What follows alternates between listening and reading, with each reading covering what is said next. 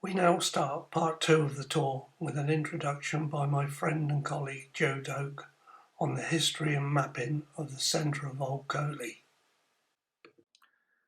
Looking at how the area around the Coley Steps developed, we can see that in 1802 it was relatively sparsely populated. The forthcoming book on Coley by Margaret Annesley points out that in 1783 the clerk of St Mary's parish undertook a census of households, and this listed 24 households living in Pigney's Lane, which was later called Coley Street. This added up to about 125 people. The key person who opened up the Coley area to development was Thomas Bradford, who bought Coley Farm in 1802 and sold the northern part of it to Francis Lovelock and Thomas Tanner, who then sold it on quickly to various builders. One of the main builders was James Elisha, who also owned and operated Castle Brick Kiln, which we mentioned in part one of our history of Coley Streets. Between 1802 and 1840, most of the terraces and court housing between Coley Place and Coley Street were built, increasing the population to just over 1,000 persons. This map from 1879 shows that housing has now been developed as far as the end of Woolsey Street, then called Brickfield Terrace, and along Coley Place to Dover Street. Various educational, religious and social facilities have been added in between the housing. These include the Workmen's Hall, the original St Saviour's Church, called the Iron Church, and the new Coley School, which was built in 1872. However, there are still parts of Coley which lay undeveloped, such as north of Willow Street, the east side of Brickfield Terrace, and south of the school, around and beyond Garnet Street. By the end of the century, development had spread to most parts of Old Coley, right down to St Saviour's Church, which was completed in 1888 as a replacement for the Iron Church.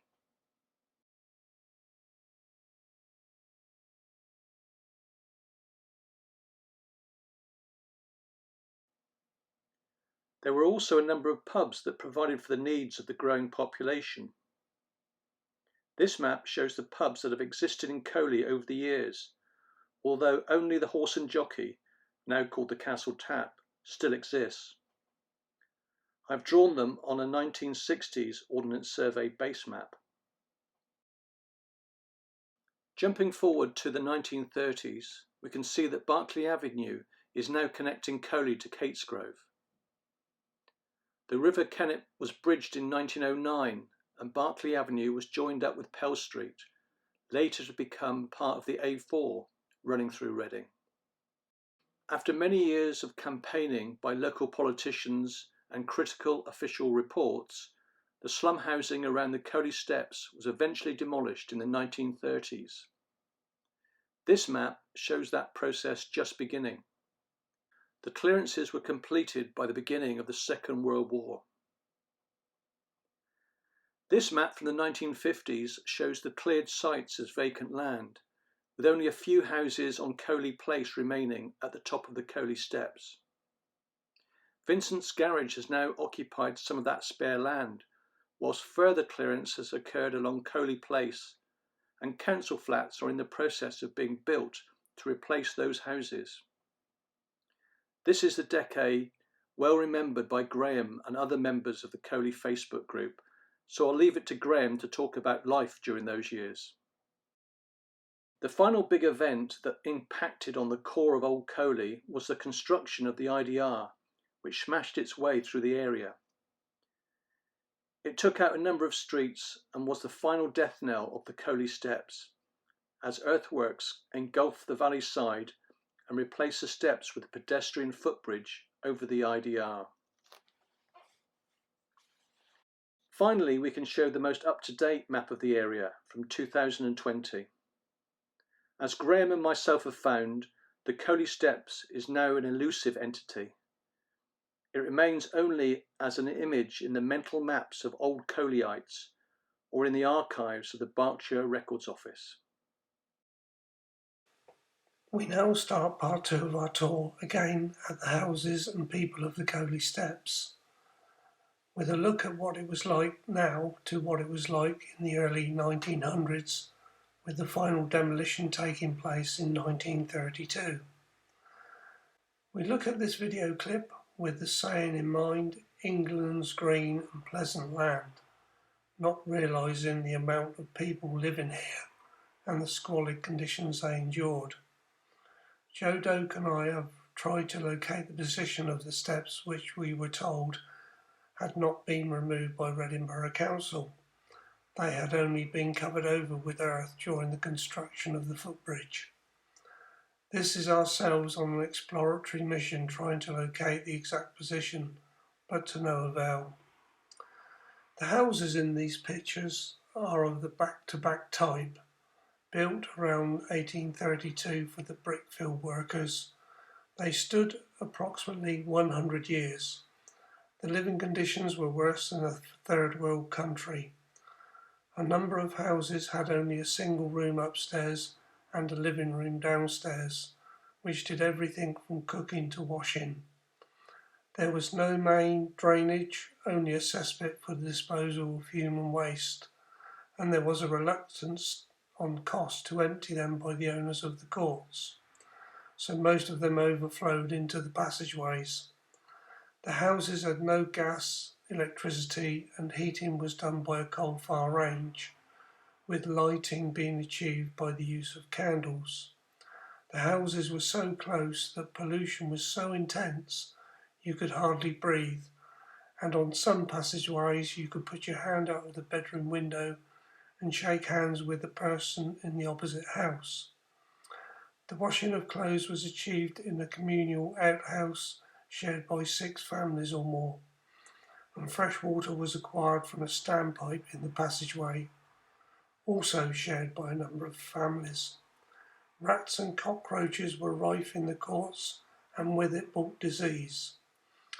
Epidemics of scarlet fever, cholera, measles, diphtheria were very frequent for the area, and calling of the school register was used to locate areas with absenteeism, helping the health authority remedy the problem.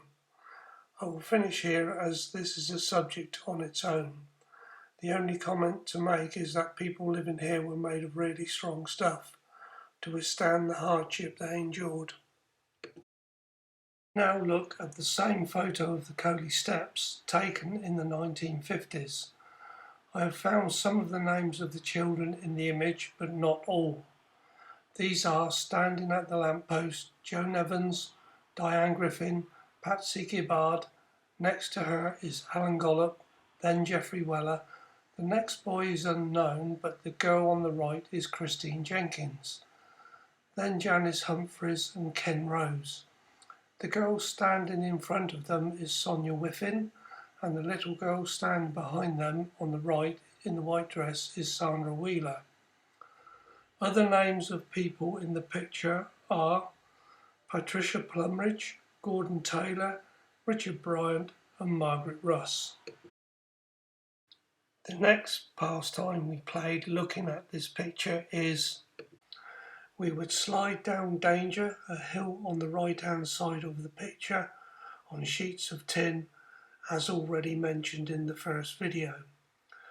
We played hide and seek in the derelict houses in the top of the picture and knocked holes in the bedroom walls to gain access to the next house. We could then run through all the houses upstairs, from the house on the right of the Bricklayers Arms to the end house near the school, before they were demolished. We took scrap metal and old newspapers to the scrap man in Parnell and Hosier Street for pocket money to go to the swimming baths or the cinema. We did not seem to be ever bored. There were 2 incidents that stuck in my mind from this picture. The first was a young woman with a baby and an old-fashioned pram with large wheels, trying to bump the pram down the steps to get to Woolsey Street. When she got to the steps behind where the man at the top is, she tripped and let go of the pram. Fortunately, the pram swerved onto the grass at the right. If it had carried on, it would have crashed down the steps and caused serious injury to the child. This all unfolded whilst I was stood near the Holy Brook in Bright Street and could see the steps in the distance. The second incident was the room over the arch. It was a secret room and belonged to the house on the right. However, the doorway into the room had been wallpapered over, so if you went to the upstairs bedroom, it would look like the room belonged to the house on the left, which belonged to the Goff family. Children played under the arch when it was raining and were often told off by the lady of the house for making a noise. To the left on November the 5th was a site for the bonfire. We would cut down a tree in Gandy's, which was a wood in Berkeley Avenue, situated where the petrol station is now, and drag it along Woolsey Street to the buildings, as it was called, to make a middle pole for building the bonfire. People in the surrounding streets would clear their houses out of rubbish and take it to the site, or we would collect it with our go-karts. Here are 3 fireworks we used to buy for bonfire night with our pocket money. The penny bangers on the left and right we used to light and throw. The game we played with the 3D cannon in the centre was to wrap it in damp clay so just the fuse was showing, then light the fuse and drop it in the river and watch it sink. When it went bang, a mushroom of water would come up. The one that is missing from the picture is a crow scarer. It was not a firework in the true sense, but a small explosive device for frightening nuisance birds, like seagulls, rooks and crows, which attack farmers' crops. It had no fuse, and when lit it just smouldered and made a big bang. Somebody lit one and I did not see it, and as I walked past it went off. I had ringing in my ears for an hour afterwards. I think we bought them from Turner's Gunsmiths in the marketplace. This picture shows the sad remains of the Coley Steps before the bulldozers moved in to build the IDR. Mr. Lawrence's house is in the background and his coal yard is to the right-hand side. We now close on the area of the Coley Courts and look at this image showing the Blue Lion pub as it was in this aerial photo taken in the early 1900s. Champ's Sweet Shop is on the left with the stables next to it, and just out of sight is the entrance to the Coley Passage. Going clockwise round the photo, the shops on the corner of Coley Street belong to the Bassini family, who owned all 3 shops, one of them being a greengrocer's. Then over the back is Union Square on an earlier site of the Union Workhouse. Next we have the Holybrook River, showing the famous named Conker Tree, and the bridge next to it in Willow Street. We then have Mr. Shipton's grocery shop. Looking down the right-hand side of the photo, we have the Borough Arms in the top right-hand corner. Then crossing Brook Street and Brook Street West, we come back to the Blue Line. We now view the photo of Coley Street in the late 60s, showing the start of the building works for the IDR. In early times, on the left of the photo, it was the site of Bossier and Marshall Square, but now it is the commercial workshop for Morris Garages. We then have the Rose and Crown Public House, and to the right is Holybrook House and Haddock's, the builder's offices. We now have an image of the demolition of those offices and the work starting on the IDR. The next photo shows the children of the Maslin family, with Pat holding the doll and David and Colin in the centre next to her. The other 2 girls are unknown. They are halfway up Coley Street, and it shows the houses intact, with the entrance to Great Passage at the back going through to Hosier Street. In this photo you can see the same view as it is now, but such a drastic change. We now start again at the top of the hill at the junction with Castle Street and look back down Coley Street towards the Blue Lion on the left. We can now see the start of Woolsey Street with Mr. Bristow's shop in the centre, and to the right we have the Rose and Crown pub, and you can see how the pollution at that time has affected the brickwork. My grandmother's house was next to the pub on the right. It was a dual family. To the left you would have seen this photo fit image of the Coley Working Man's Cafe and the Coley Boys Club. But in the next image it is the start of the IDR and what it is like now, showing a road that has caused the destruction of Coley and originally went to nowhere, with a footbridge that cost a great deal of money and little purpose. We now continue our tour of Woolsey Street with this early photo of the Blue Lion pub. It must be early as the word blue is spelt with a V instead of a U. Looking south to the left we start with what was Mr. Bristow's shop, and to the right we have Coley School. The first image is Mr. Bristow himself standing outside his shop. This was a favourite shop of the children for buying sweets on their way to and from school. There was a back entrance to the shop from Brook Street West, which people would use to do their shopping. This was a photo of the shop in the early 70s. As you can see, the shop is now Somerville Glazing Company. They also had a small factory halfway down on the left, opposite the school. We now move on to the register with a list of names of people that lived in the street, up to Garnet Hill. It may help people find long lost friends. The next photo from a different angle in Coley Street shows a complete row of terraced houses on the east side of Woolsey Street. The spare ground on the right has now been fenced off, and what's left of the area which is not fenced off is a car park for these old vehicles. In this image we can see the west side of Wolsey Street minus the Brickmaker's Arms, which was run by the Rex family. The back gardens can be seen in the photos of the Coley School playground.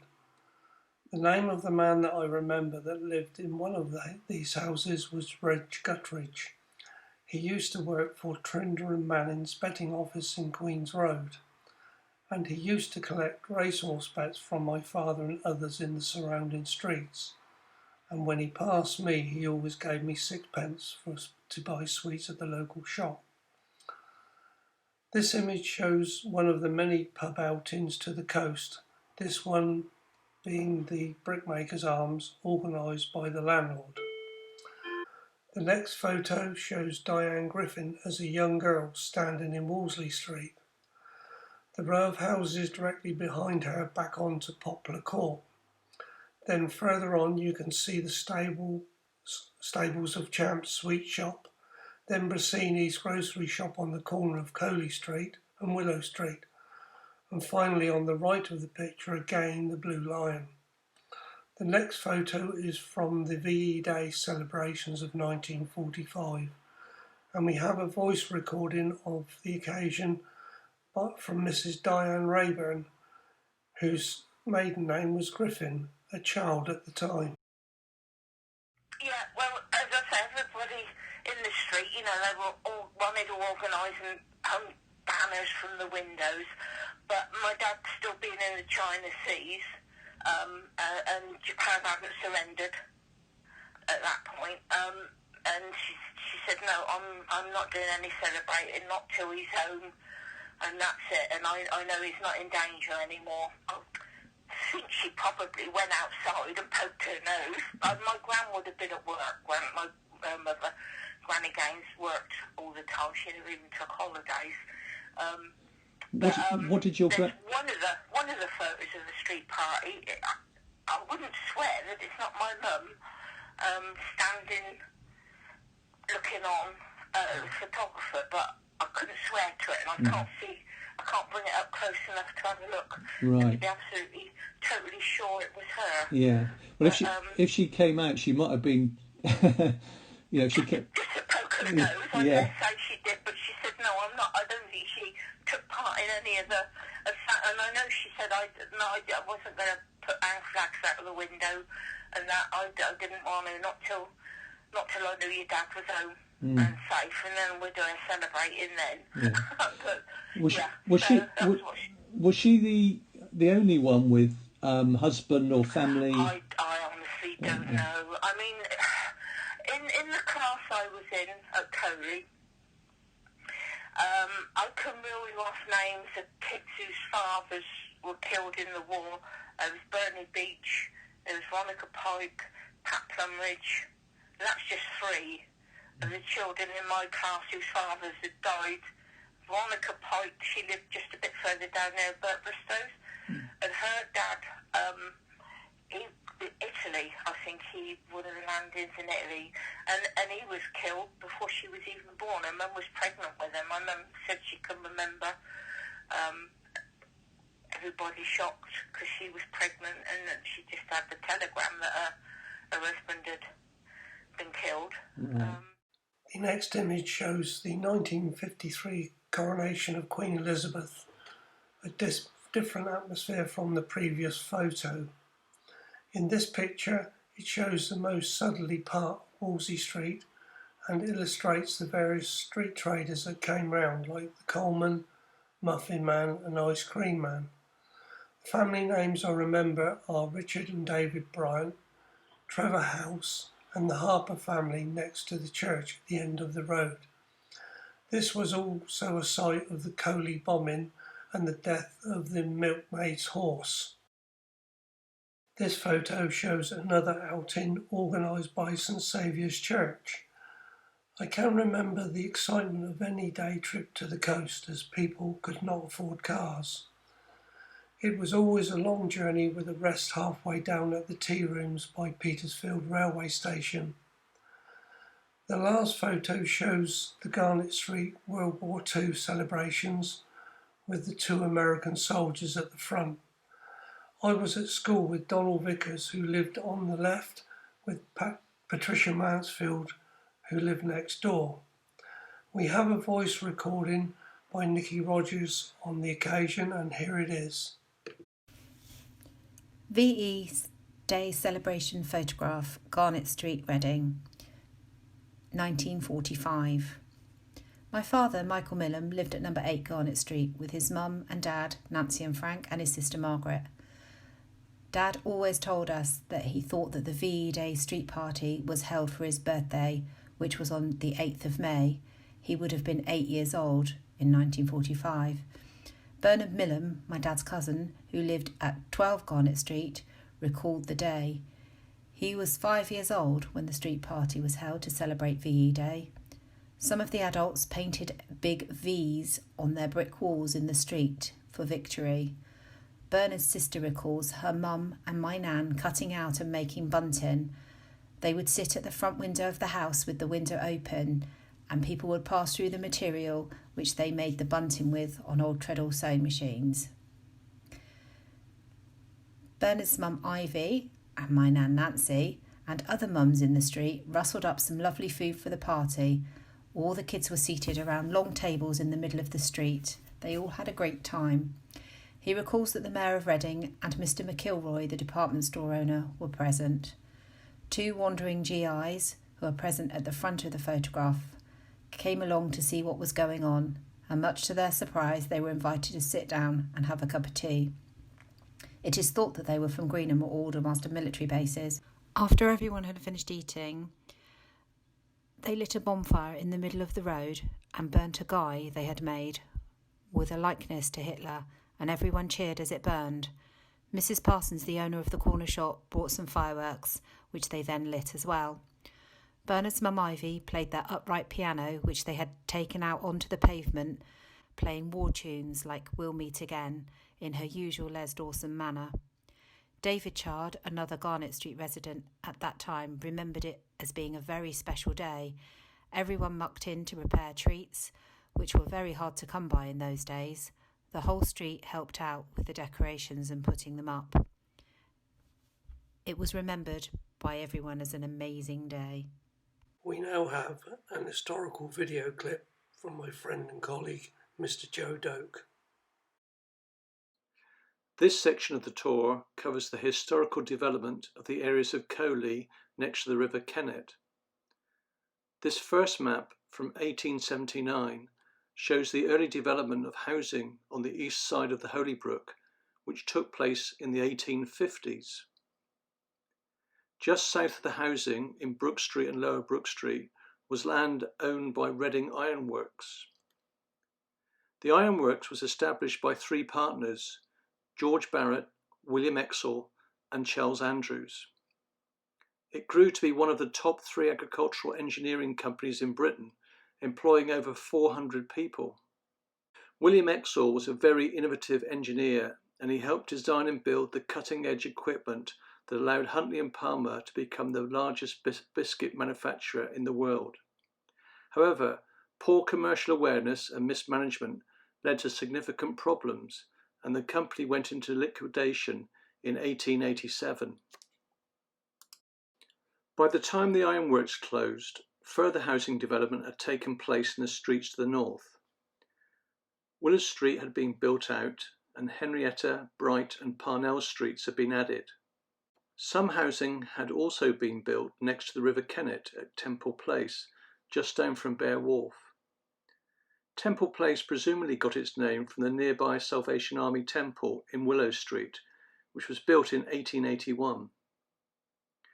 Here's a pan of the old ironworks, Lower Brook Street and Temple Place as it is today.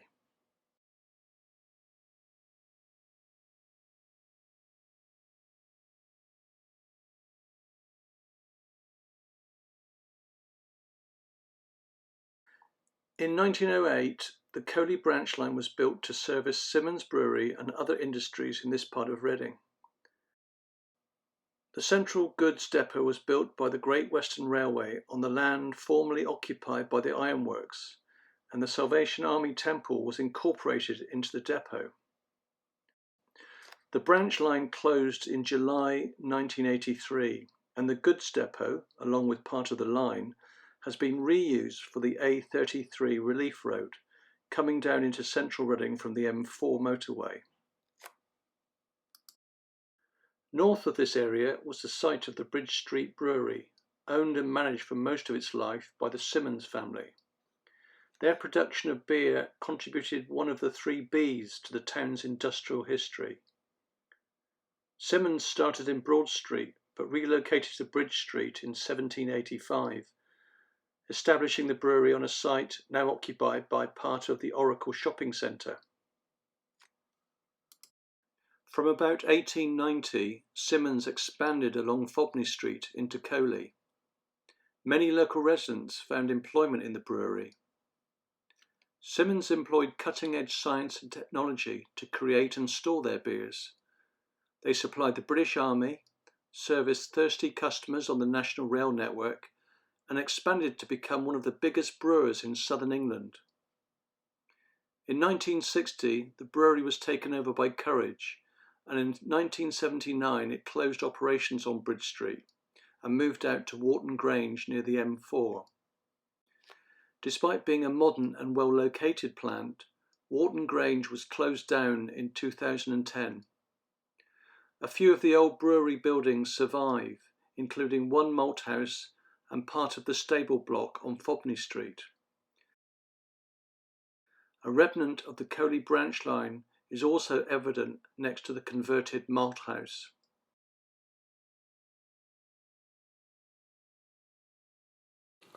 I would like to finish part 2 of this video with a mention of my good friend who has supplied me with a lot of information on Coley before I was born.